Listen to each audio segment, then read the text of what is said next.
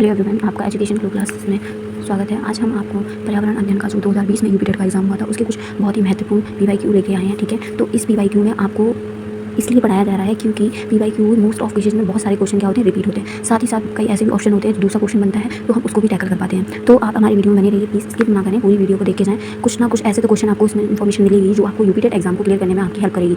ठीक है, आपको 15 मिनट में 30 क्वेश्चन में करा के 2020 के 30 क्वेश्चन सॉल्व करवाऊंगी। तो हमारा पहला ही क्वेश्चन देख लेते हैं। संसार का सर्वाधिक समस्याकारी जलीय खरपतवार जिसे बंगाल का आतंक भी कहते हैं वो कौन है? तो एस्कोर्निया क्रॉसिपस। ठीक है, इसको दूसरा नाम है जलकुंभी पौधा। ठीक है, इसे बंगाल का आतंक कहा जाता है।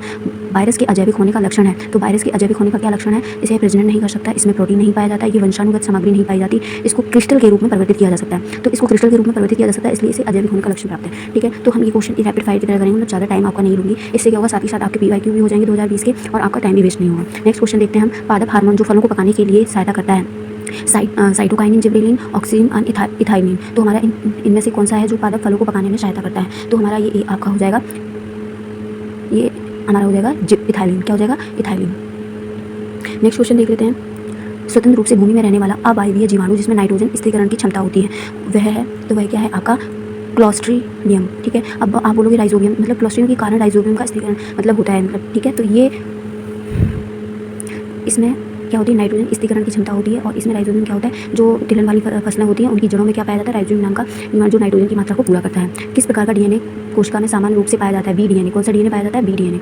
Next question. वर्ष 1853 में भारत की पहली यात्रा ट्रेन चली थी, कहाँ से चली थी? बम्बई टू ठाणे। ठीक है, कहाँ से चली थी? बम्बई टू ठाणे। एशिया का सबसे बड़ा पशु मेला आयोजित होता है, वो कहाँ पे होता है? सोनपुर में। राष्ट्रीय एकता परिषद की स्थापना हुई थी 1961 में। समता के अधिकार का उल्लेख संविधान के किन अनुच्छेदों में मिलता है? तो राइट टू इक्वलिटी। ठीक है, तो समता का किसमें मिलेगा आपको? इसमें अनुच्छेद 14 से 18। ठीक है, नेक्स्ट क्वेश्चन हम देख लेते हैं। किस देश में संविधान लचीला संविधान लागू है? तो अमेरिका में, चीन में, भारत में, या यूनाइटेड किंगडम में। तो ये कौन सा हो जाएगा? हमारा राइट ऑप्शन हो जाएगा इसका यूनाइटेड किंगडम। पूर्वा किस अधिभाष में शामिल है? तो पूर्वा इसमें शामिल है रेखीय, ग्रामीण, अवखंडित, नगरीय। तो ये आपका क्या हो जाएगा? ग्रामीण। ठीक है, नेक्स्ट क्वेश्चन है। कौन सा ज्वालामुखी पर्वत है? अल्पेशियन, यूराल, अरावली, किलिमंजारो। तो आपका कौन सा हो जाएगा? किलिमंजारो। Next question. एलिफेंटा द्वीप किस एलिफेंटा द्वीप अवस्थित है, यानी एलिफेंटा द्वीप कहाँ पे अवस्थित है, किस तट पे? मुंबई के तट पे, गोवा के तट पे, कच्छ के तट पे, गंगा डेल्टा। तो मुंबई तट पर। मानसूनी वन पाए जाते हैं जहाँ वर्षा होती है 15 से 150 सेंटीमीटर के बीच, 150 से 200 सेंटीमीटर के बीच, 70 से 200 सेंटीमीटर, 70 से 100।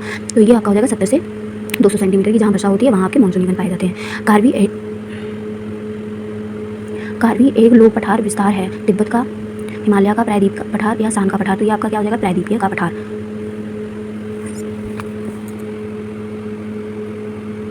नेक्स्ट क्वेश्चन है हमारा, तो मैथ के क्वेश्चन से सॉरी। भारत में महिलाओं के लिए आरक्षण की व्यवस्था कहाँ है? मंत्रिमंडल में, विधानसभा में, लोकसभा में, पंचायती राज। तो कहाँ पे है हमारा? पंचायती राज में महिलाओं के आरक्षण की व्यवस्था है। नेक्स्ट क्वेश्चन है। किस राज्य के राज्यपाल की नियुक्ति कम से कम आयु क्या होनी चाहिए? तो राज्यपाल की नियुक्ति के लिए क्या आयु होनी चाहिए? 35 वर्ष। ठीक है, नेक्स्ट क्वेश्चन हम देखते हैं। सुमेलित कीजिए। भारतीय संघ का आपका क्या होगा? जैसे भारतीय संघ में आपके प्रधानमंत्री, राज्य में राज्यपाल, नगर निगम का मेयर होता है और ग्राम पंचायत के सरपंच होते हैं। तो ये फर्स्ट ऑप्शन आपका राइट है। ठीक है, मैच कर लेना, देख लो। नगर निगम मेयर, सी का 4, ये सी का 4, ये सी का 4। अच्छा, तो ये दो तो ऐसे ही कट गए। अब एक और देख लो। ग्राम पंचायत सरपंच, डी का 1 है और डी का होना चाहिए 2, तो यहाँ पे 2 है, ये वाला सही है। अनुच्छेद 356 का प्रथम प्रयोग कब और कहाँ हुआ? तो इसका प्रथम प्रयोग हुआ था आपका केरला 1959 में। नगर निगम द्वारा कौन सा कर लगाया जाता है? चुंगी कर, गृह कर, मनोरंजन कर, सभी। तो ये तीनों कर क्या लगाए जाते हैं? नगर निगम लगाता है। ठीक है, निम्नलिखित में से किस प्रदेश में रेनडियर पाया जाता है? तो रेनडियर मानसून, गर्म स्थल या टुंड्रा प्रदेश या टैगा प्रदेश। तो जो रेनडियर है, रेनडियर आपने देखे होंगे, ये आपके कौन से प्रदेशों में पाए जाते हैं? ये आपके पाए जाते हैं टुंड्रा प्रदेश यानी ठंडे प्रदेश में। निम्नलिखित में से कौन सा एक शीतोष्ण घास प्रदेश नहीं है? तो शीतोष्ण घास डाउन्स, पंपास या पेरीज। तो शीतोष्ण घास के हमारे होते हैं कंपास। देखो, डाउन्स, पंपास या पेरी, ये कंपास है, ये शीतोष्ण घास के प्रदेश नहीं है। ठीक है, जनसंख्या के आकार के अनुसार बृहत्तम महाद्वीप कौन सा है? एशिया, उत्तरी अमेरिका, यूरोप या अफ्रीका। तो ये आपका कौन सा हो जाएगा? एशिया। भारत में थारू जनजाति कहाँ निवास करती है? तो थारू जनजाति कहाँ पे निवास करती है? उत्तर प्रदेश के तराई क्षेत्र में। नेक्स्ट। भिलाई इस्पात संयंत्र स्थित है छत्तीसगढ़ में, झारखंड में, मध्य प्रदेश में, उड़ीसा में। तो ये आपका भिलाई इस्पात कहाँ पे स्थित है? मध्य प्रदेश में। सॉरी, एक मिनट, भिलाई इस्पात ये छत्तीसगढ़ में होगा। निम्नलिखित से कौन सा अचल जीव का उदाहरण है? काइटिन, लीच, यूप्लेलैक्टिला या इनकस। ये हो जाएगा यूप्लेलैक्टिला। प्रोटीन अणुओं की इकाई है। देखो, हमारे 3 क्वेश्चन और रह गए। अगर आपको ये वीडियो अच्छी लग रही है तो आप कमेंट करके हमें ज़रूर बताएं कि हमें कौन से सब्जेक्ट के लिए ऐसी पीवाईक्यू लेके आने, तो मैं उन पीवाईक्यू वीडियो बना दूँगी और फिर अपने चैनल पे अपलोड कर दूँगी, ठीक है। और अगर आप हमारे चैनल पे बने रहेंगे तो मैं और भी इंपॉर्टेंट नोट्स हैं जिससे मैंने अपना सीटेट क्लियर किया है, और वो नोट्स इसलिए भी इंपॉर्टेंट है क्योंकि मैंने भी कोई बाहर से कोई कोर्स वगैरह परचेज नहीं किया था, सिर्फ मैंने यूट्यूब से और खुद के नोट्स बना के एनसीईआरटी से जो नोट्स होते हैं वो बनाए थे, उन्हीं से मैंने प्रैक्टिस करके अपना सीटेट क्लियर किया है, ठीक है। तो मैं इसी वजह से कह रही हूँ। तो इतना तो पता ही होता है कि खुद से जब सेल्फ स्टडी करते हैं तो किस तरह के कॉन्सेप्ट आते हैं, क्या चीज़ आती है। तो पीवाईक्यू में इसलिए कर रही हूँ क्योंकि मैंने भी ये चीज़ देखी है कि पीवाईक्यू से बहुत ज़्यादा क्वेश्चन रिपीट होते हैं, साथ ही साथ हमें किस तरह का पेपर आएगा पैटर्न भी पता चल जाता है, ठीक है। और कौन से टॉपिक से ज़्यादा क्वेश्चन पूछे गए आ रहे हैं वो भी पता चल जाता है।